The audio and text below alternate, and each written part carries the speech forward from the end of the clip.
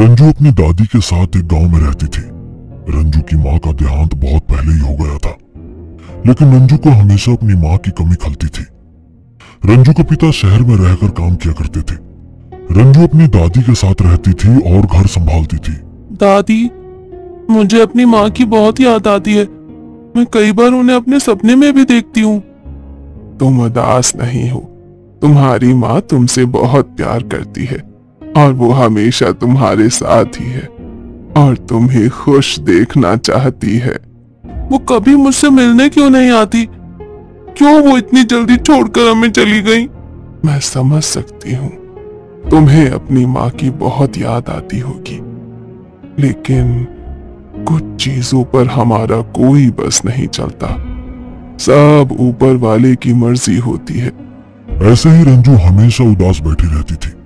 उसका कोई दोस्त भी नहीं था। वो हमेशा दादी के आसपास घूमती रहती थी और तरह तरह की कहानियां सुनती थी। दादी ही उसकी दुनिया थी।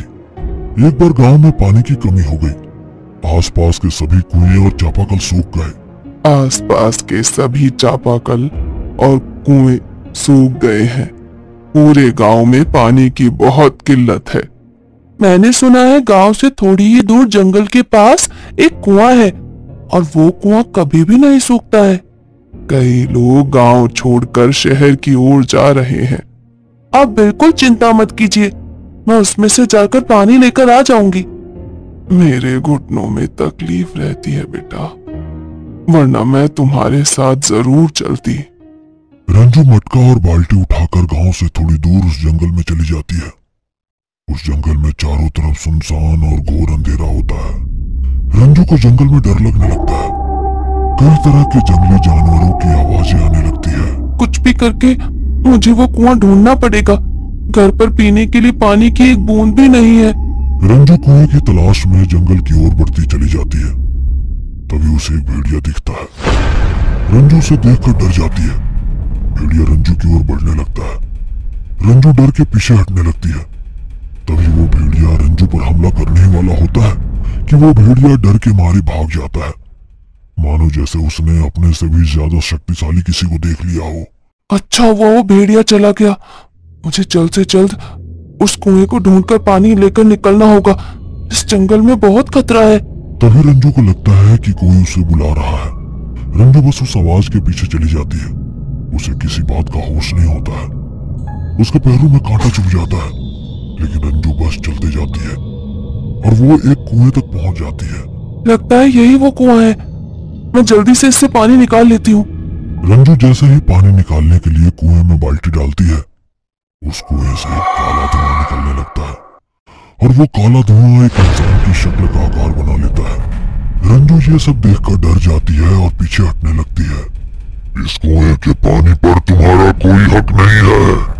ये मेरा स्थान है और इससे कोई एक बूंद पानी भी नहीं ले जा सकता।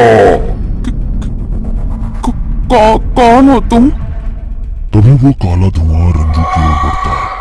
रंजू पूरी तरह डर जाती है और अपनी मम्मी को याद करने लगती है। माँ बचाओ मुझे, माँ। तभी वहां पर एक औरत आ जाती है और वो काला धुआं का राक्षस गायब हो जाता है। अरे, कौन हो तुम? अकेली यहाँ क्या कर रही हो?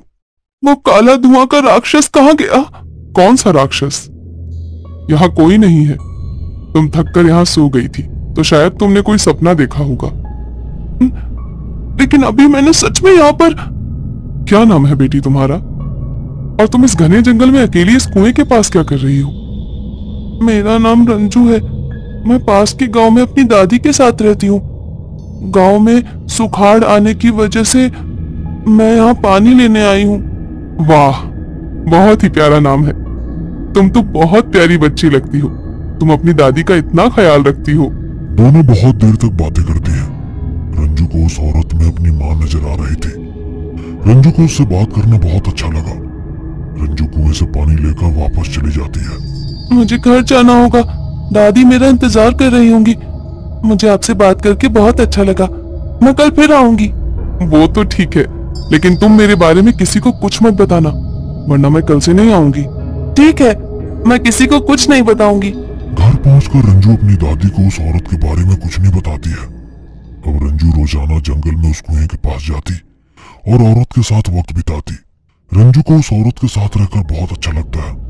वो औरत रंजू को कभी खाने में मांस मछली देती और कभी कुछ पीने को देती। रंजू पूरी तरह उसके वश में हो गई थी। आजकल ये रंजू को क्या हो गया है? दिन भर जंगल में ही रहती है। उसका बर्ताव भी बदला बदला सा लग रहा है। कहीं कुछ गड़बड़ तो नहीं? तभी वहां रंजू आ जाती है।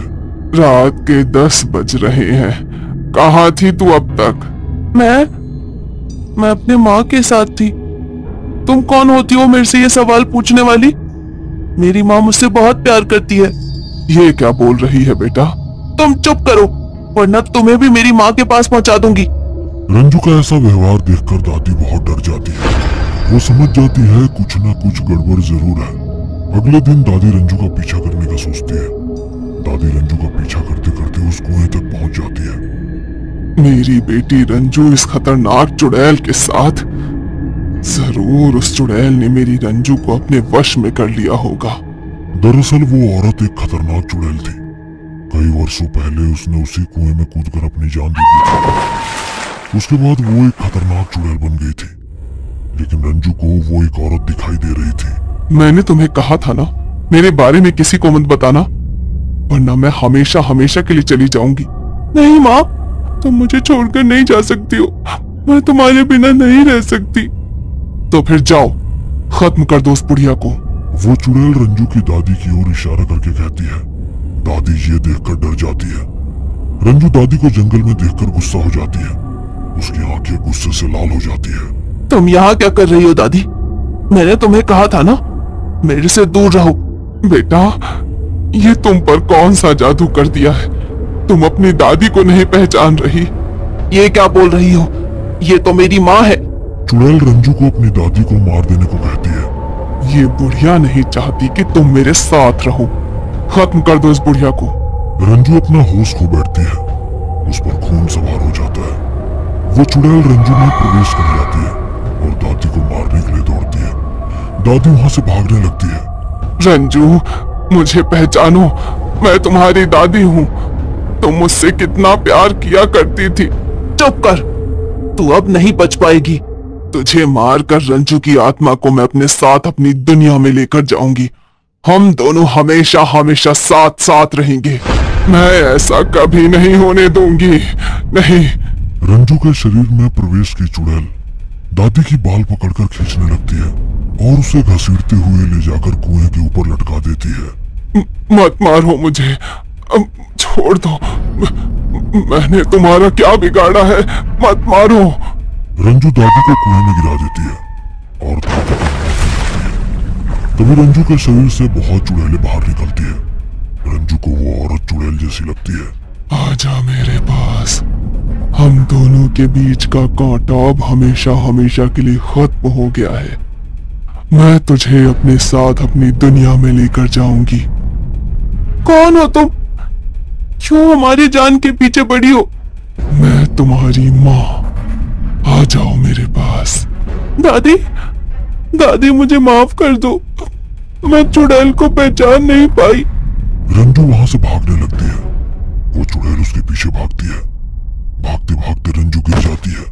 वो चुड़ैल तलवार लेकर रंजू का गला काटने लगती है। छोड़ दो, मुझे मत मारो। मैं तुम्हारा क्या बिगाड़ा है? तुम्हें भी मैं अपनी दुनिया में लेकर जाऊंगी। मैं हमेशा तुम्हारे साथ रहना चाहती हूँ। चुड़ैल तलवार चला देती है, लेकिन तभी वहां पर रंजू के पिता सोहन आ जाते हैं। छोड़ दे मेरी बेटी को चुड़ैल, मैं तुम्हें छोड़ूंगा नहीं। सोहन चुड़ैल को पीछे धकेल देता है और रंजू को गले से लगा लेता है। अच्छा हुआ आप आ गए, ये चुड़ैल तो मेरी जान ही ले लेती। सोहन और रंजू उस जंगल से भागने लगते हैं, लेकिन वो चुड़ैल उनका पीछा करती रहती है। दोनों दौड़ते हुए उस कुएं तक पहुंच जाते हैं। तुम मेरी बेटी को अपने साथ ले जाना चाहती हो ना? मैं ऐसा कभी नहीं होने दूंगा। सोहन रंजू को लेकर उस कुएं में कूद जाता है। वो चुड़ैल भी पीछे से उस कुएं में भागती है, लेकिन तब तक सोहन और रंजू की मौत हो चुकी थी। रंजू की आत्मा उसके पिता और दादी की आत्मा के साथ चली जाती है और वो चुड़ैल फिर अकेले रह जाती है। अपनी बेटी को चुड़ैल के चंगुल से बचाने के लिए उसके पिता ने उसकी रक्षा करने के लिए अपनी जान का त्याग दे दिया था।